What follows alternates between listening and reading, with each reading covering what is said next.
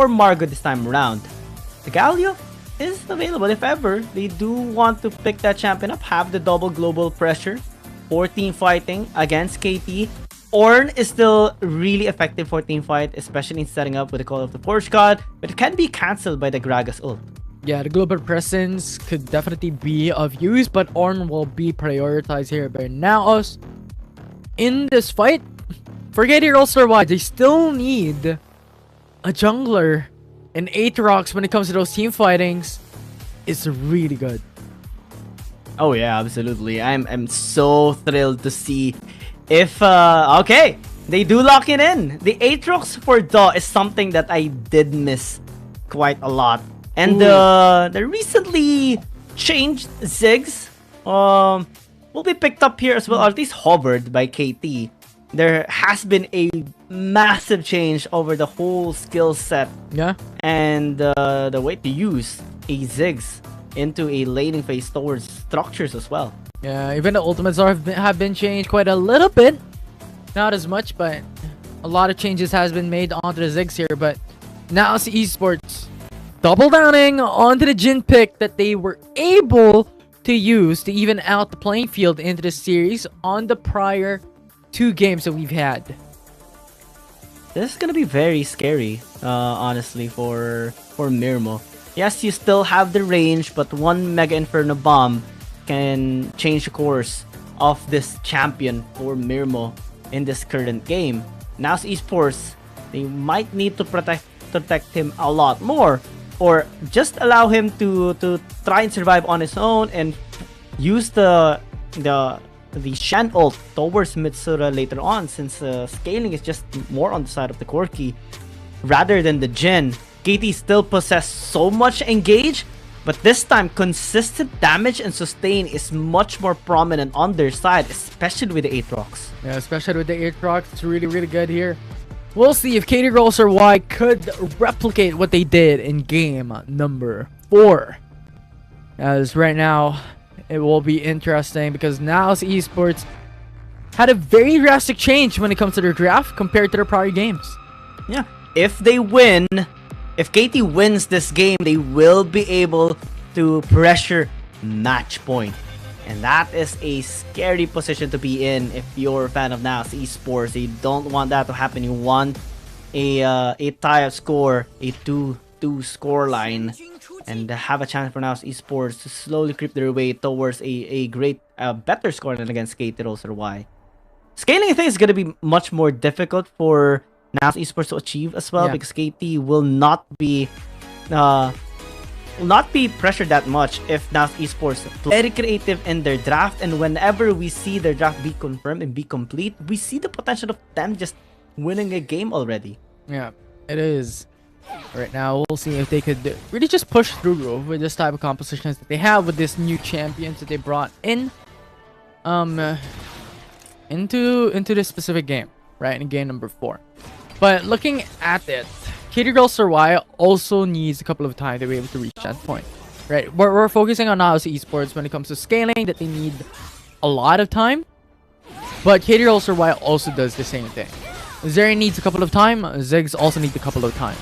The good thing about KT.RY's draft when it comes to the bottom lane, especially Acrobat, is Zero eventually at level 3 to level 5 could now roam into the mid lane, could now roam into the top side of the map, because Ziggs could be left alone, and that will be very safe for himself because he doesn't need to overextend. Yeah, all he needs to do is just spam the skills towards the wave and just let it be pushed, or just be even at times. Is a great wave clear, can be able to help out as well on other lanes, especially at level 5. So now Esports, if we want to pin down this champion, actually was unsuccessful with the knock-up right there. Zips as well, though, is soaking quite a bit more damage than he's supposed to. Could be able to heal himself a little bit, especially with his passive. Charge this time is going to connect towards Acrobat as well. To force the flash! Just because of that, that's almost connecting on. Yeah, that was so close. It was Margo was able to really just put pressure onto Acrobat. And now with Fate coming in as well, could be an opening for NAOS. Acrobat immediately using the Satchels just to escape, but Fate is still contributing, forcing the flash here off Zero. Acrobat helping out as well.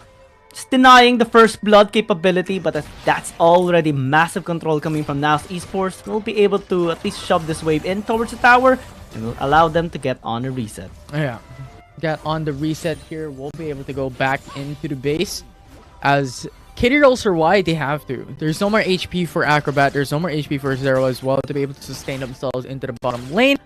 So going back was their only option. And now Esports does the same thing, right? It's a pretty quiet couple of minutes into the matchup, which is truly expected from both sides. And they're just going to be trying to scale up. Maybe look for opportunities. This time Zero doesn't have any flash. Does have the body slam to escape. Those well going to be in the vicinity. Will he actually check?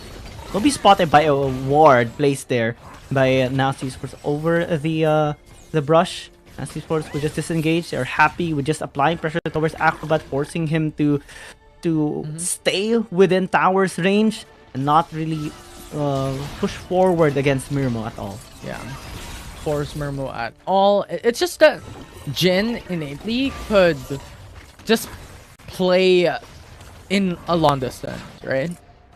he doesn't need to go in to force out those fights though. Comes in. Margo, Stand United, gonna be invested. At least they're gonna be happy with that, especially with the explosive gas missing the hairline there towards Margo. I like the commitment by both teams here. Just all the fights are happening in the bot lane. No casualties, no first blood just yet. And the mid lane, top lane are just peaceful, very peaceful. Very peaceful, as no flashes as of yet. There are a couple of ganks coming in and back, but no first blood secured by either side.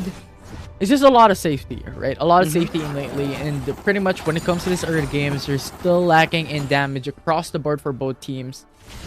So this is going to be a quiet game, but do make sure that coming down into the 5 minutes, Bloodthirster will be built up by Luna. Manamune will be built up by Mitsura and the likes. You have Acrobat also building onto those AP items. This is where it starts to hurt. Yeah.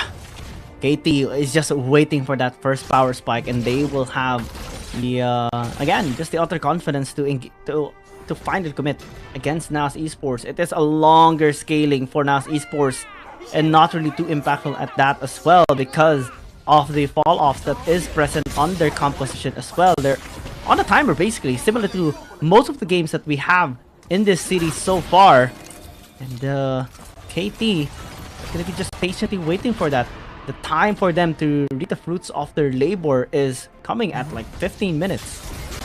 Yeah, it's very quick. It's very swift. Right now, though, 5 minutes in, you already have NAOS Esports starting up the Rift Herald, which is a change of pace because from what we have seen in the past is that they really want to prioritize the dragon. So this is a new thing for NAOS Esports that they're doing. They want the Rift Herald as a priority, and that could be a huge gold injection for the likes of Mitsura or even the Jin for Mermaid. And no Rift Herald, but the Stand United actually going to be invested here. Cold Fortune as well, Margo called out. Great knock-up towards Zero only though, as Fate actually commits too much in that. Not find anything. KT taking notes of everything they have invested there. We will have a chance to strike after this one. Yeah, and right now, Ratel goes on to Mermo. Victor's gonna be connecting, still is able to escape as well, but actually this is the longest time, Infinity, that we haven't seen any kills just yet. 6 minutes. 6 minutes.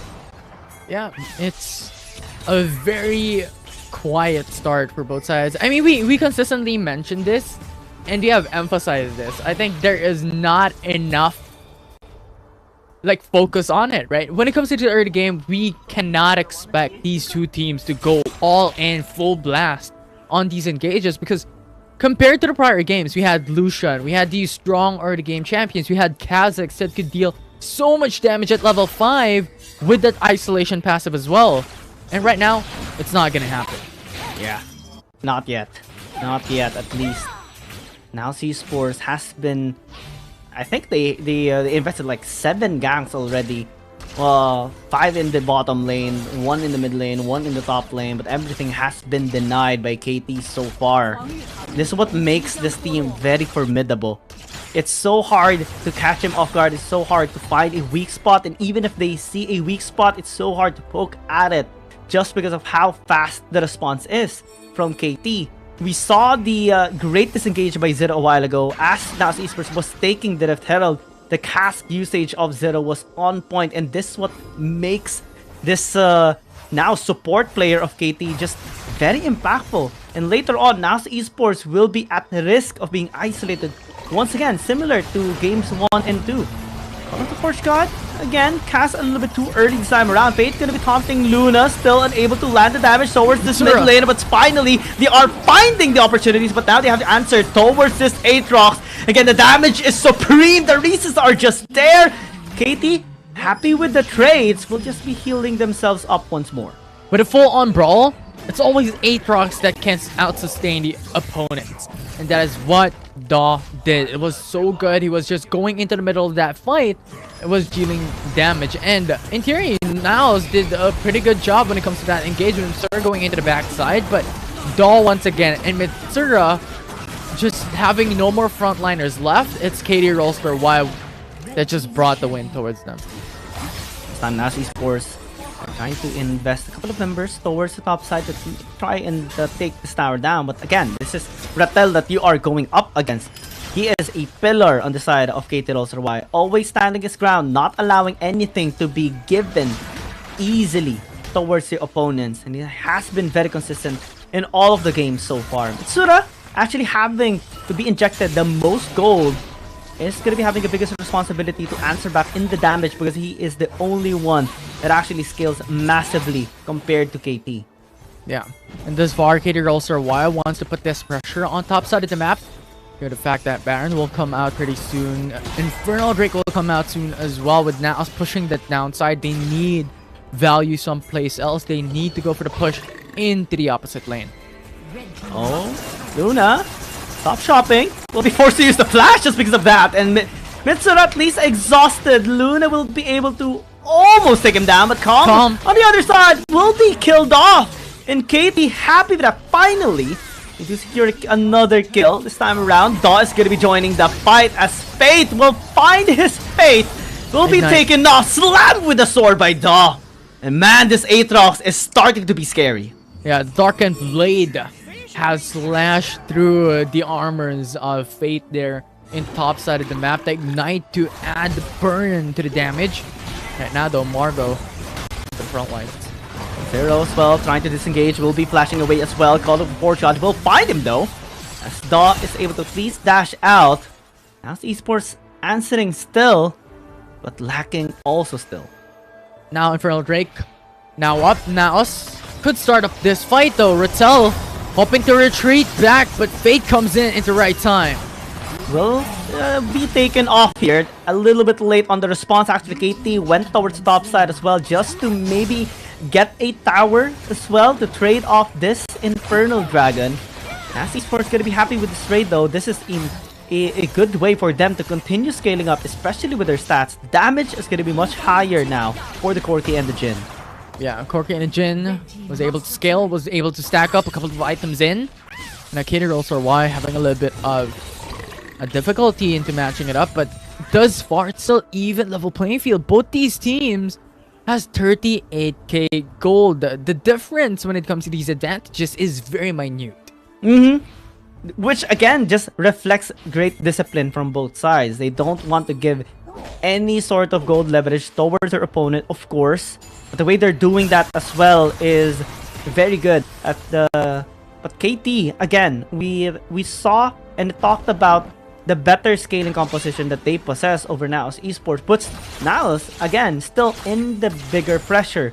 Luna later on is going to be able to deal that massive damage. Trinity Force already completed alongside with that Bloodthirster.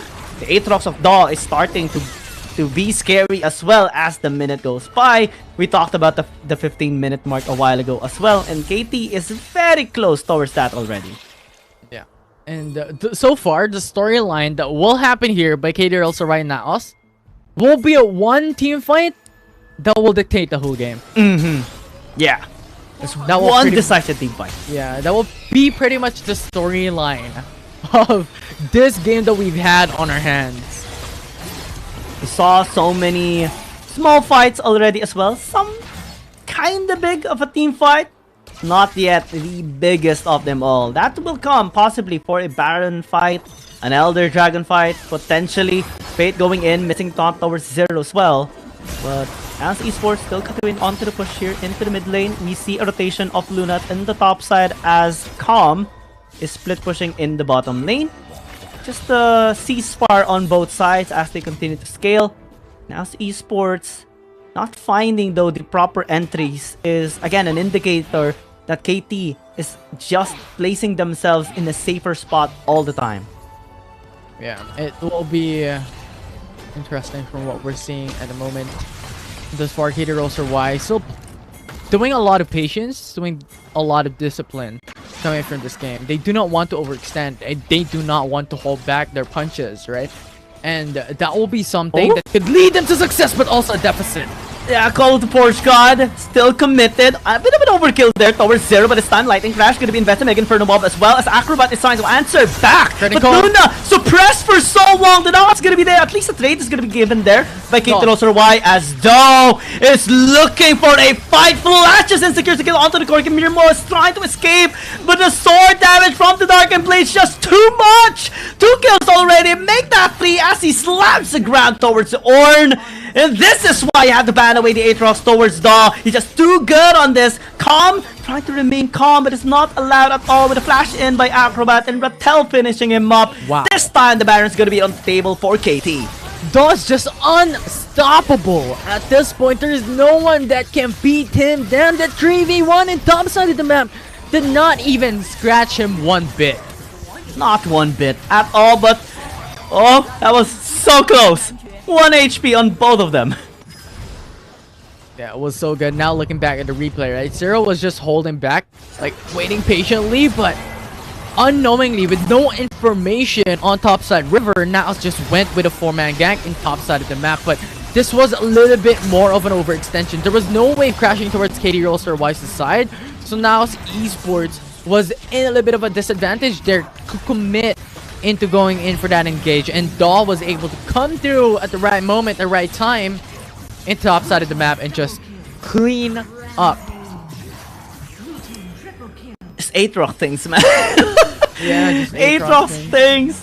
Daw's not gonna be scared at all going in this time. He had so much gold a while ago, and Margot cancelled, isolated from the rest of the team. Now it's Esports, they're on the brink of destruction. Right now, as KT is knocking onto the base, trying to unlock this inhibitor tower into the bottom lane. They managed to get the tower into the mid lane as well, at least on that tier 2. As now they engage onto Calm, pinning him down, gets the inhibitor into the mid lane as well. So now Esports trying desperately to clear out the waves, but the Baron is just making it almost impossible. Stand United as a last stand, but now Esports is now literally on their last stand as KT is now match point.